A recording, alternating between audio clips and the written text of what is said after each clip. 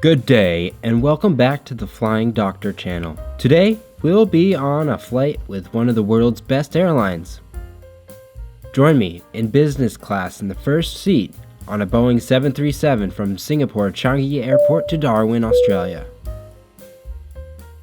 Having just arrived from LAX on one of the top 10 longest flights in the world, I needed somewhere to relax, get food, and maybe even a shower. Checking out my boarding pass, I noticed that business class passengers had access to the exclusive SilverKris lounge, which features comfortable seating, complimentary food, drinks, and a range of amenities to make your pre-flight experience as comfortable as possible. Thus, today's journey begins with the obligatory lounge visit at the SilverKris lounge.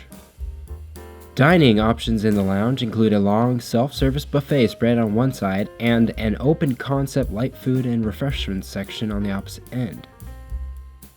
After having a little breakfast, I opted for a shower to freshen up, and these are way nicer than my bathroom at home. Feeling a bit rejuvenated and ready for some more adventure, it was time to check out some other parts of this airport.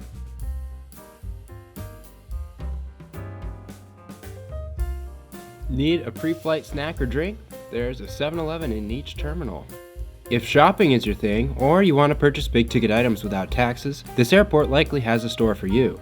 From Tiffany & Co. to Bulgari, an Apple store to cosmetic boutiques, it would be easy to spend a day here.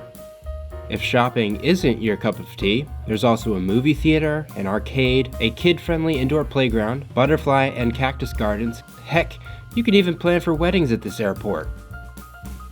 Alright, enough exploring. I am quite upset I didn't get to visit the Jewel or really many other experiences at the airport, but you know what? That means I need to come back for a longer layover.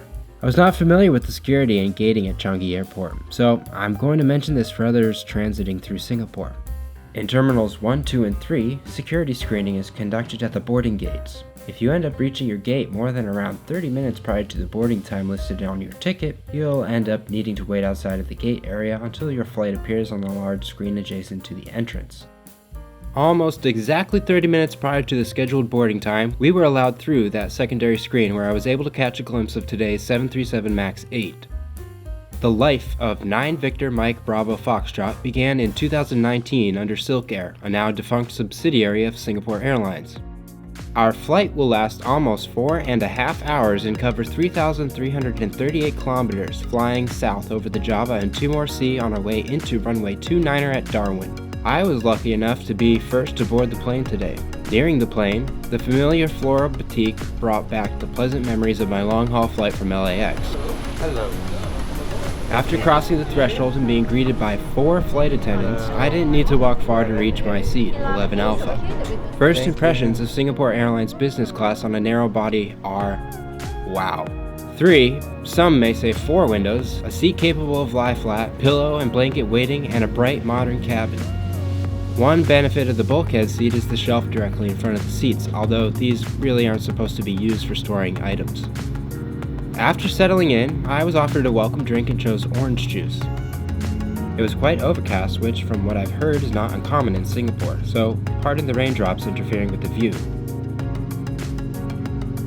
We were graced by the Queen just before landing, this one wearing the Singapore Airlines cargo livery.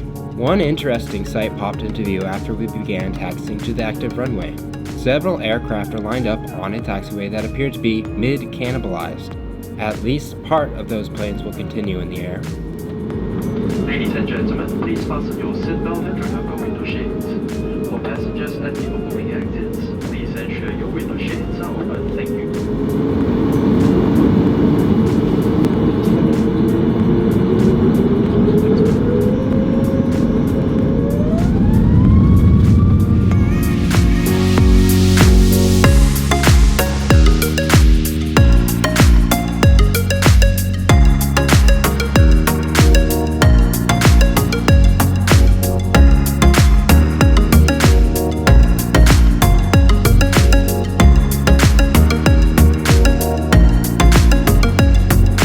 Once off the ground, we were subject to a few bouts of mild turbulence.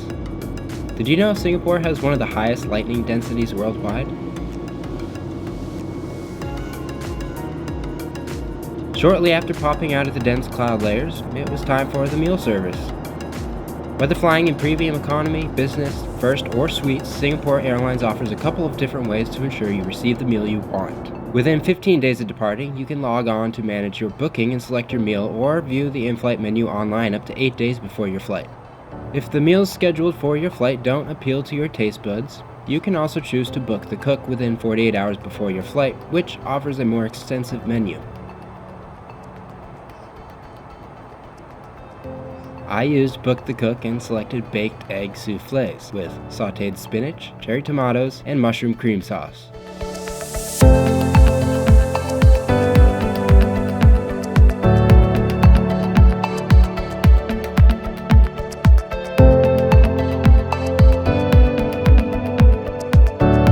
My seat partner chose a classic French dish, lobster thermidor, which is cooked in a rich cream sauce enhanced with cognac and Dijon mustard.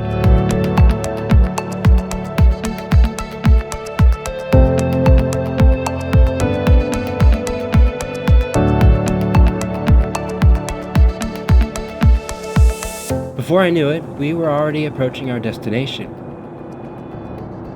I had been looking forward to visiting Australia my entire life, so checking out the in-flight entertainment wasn't exactly a priority as my eyes were glued outside the window, waiting to catch my first glimpse of the land down under. Whether for comfort or just background noise, I did have live TV on, which streamed without any delays with great quality. As you can see from this photo, the spaciousness of this seat is superb.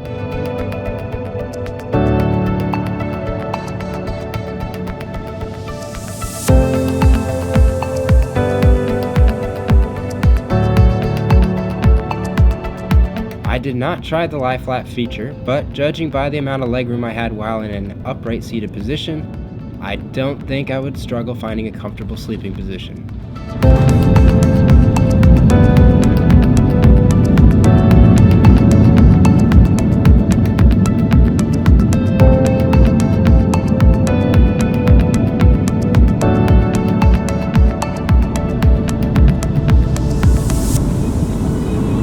Gentlemen, welcome to Darwin. From my perspective, this flight and product can be summarized into a single word: crime. From the initial greeting after entering the cabin, to the food presentation, cleanliness and modernness of cabin, attentive FAs, and comfortableness, I'd happily take this flight again.